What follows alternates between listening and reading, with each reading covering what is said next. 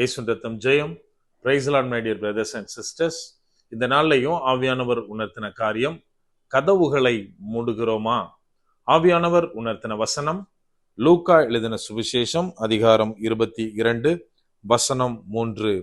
அப்பொழுது 12 ஒருவனாகிய ஸ்காரியோத் என்னும் மறுபேர் கொண்ட யூதாசுக்குள் சாத்தான் புகுந்தான்.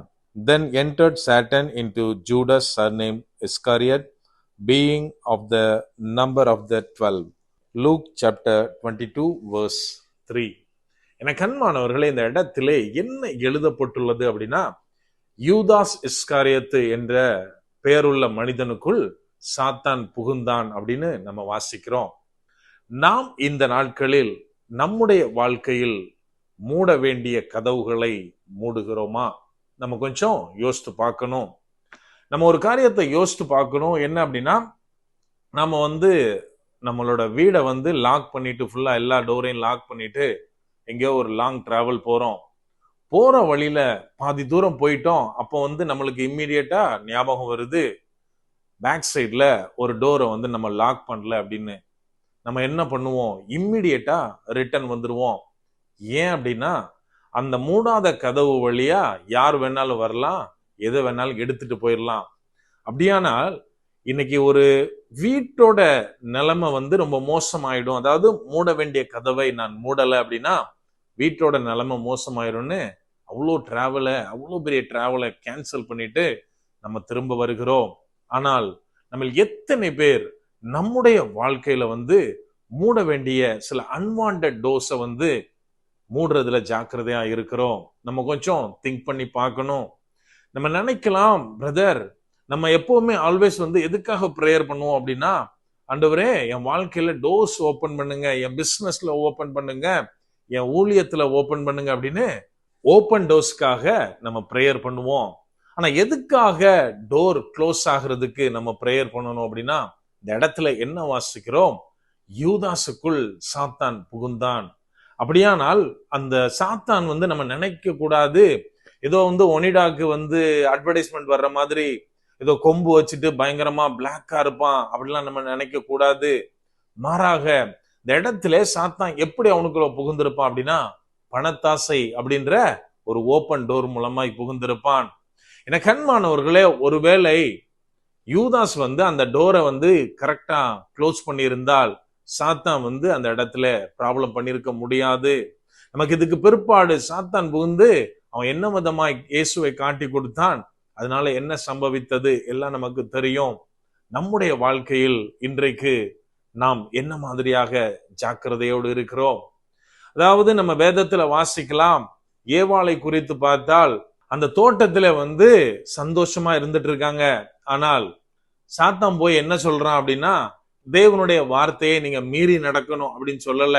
மாறாக அங்கே ஒரு ஓபன் டோரை பார்க்கிறான். என்ன அப்படின்னா, தேவர்களை போல மாறணும்ன்ற ஆசை என்கிற அன்வான்ட் டோர் ஓபனா இருந்ததுனால சத்ருவானவன் அவனது காரியத்தை எளிதாய் செய்தான். மனுக்குலத்திற்குள் பாவம் வந்தது. இதே போலத்தான் இங்கே பணத்தாசை என்கிற ஓபன் டோர் மூலமாக சத்ருவானவன் யூதாசுக்குள் புகுந்து கிரியை செய்தான். என கண்மானவர்களே, நம்முடைய வாழ்க்கையில் ஏதாவது அன்வான்டா டோர்ஸ் ஓப்பனா இருக்கா? நம்மை குறித்து சிந்தித்து பார்க்க வேண்டும். நம்முடைய வாழ்க்கையில திறந்திருக்கிற எல்லா வாசல்களும் தேவனாலே தரப்பட்டது கிடையாது. மாறாக சிலவை நாம நம்ம ஃபிளஷ்ல ஓபன் பண்ணி வச்சிருக்கதா இருக்கலாம். அது நம்முடைய சிந்தனையா இருக்கலாம், சர்டன் ரிலேஷன்ஷிப்பா இருக்கலாம், சில காரியங்கள் பேட் ஹாபிட், என்ன மாதிரியான காரியமா இருந்தாலும் நாம் ஜாக்கிரதையா இருக்க வேண்டும். சிலர் நினைப்பாங்க, ஈவன் ஒரு எக்ஸாம்பிளுக்கு சிகரெட் பிடிக்கிறத எடுத்துக்கிட்டா சிலர் சொல்லலாம், பிரதர், நான் தேவனிடத்தில் உண்மையா தான் இருக்கேன், எல்லா காரியங்களிலும் ஒழுங்கா தான் நடக்கிறேன், மற்றவங்களோட ரிலேஷன்ஷிப் பாதுகாத்து கொள்ளுகிறேன், அதாவது எந்த விதத்திலும் நான் தவறு செய்யாதபடிக்கு என்னை பாதுகாத்து கொள்ளுகிறேன். ஆனா எனக்கு சிகரெட் பிடிக்கிறது பிடிக்கும். அது ஒருவேளை நான் ஒரு ஹீரோயிசமா நினைக்கலாம், இன்னும் என் ஃப்ரெண்ட்ஸோட ஜாலியா இருக்கிறதுக்கு நினைக்கலாம், ஏதோ ஒரு வகையில அது எனக்கு பிடிக்கும். இது எப்படி தேவனுக்கு உகந்த காரியமா இருக்காது அப்படின்னு சில பேர் நினைப்பதுண்டு. எனக்கு அன்பானவர்களே, வேதத்திலிருந்து ஒரு காரியத்தை தெளிவாக புரிந்து கொள்ள வேண்டும்.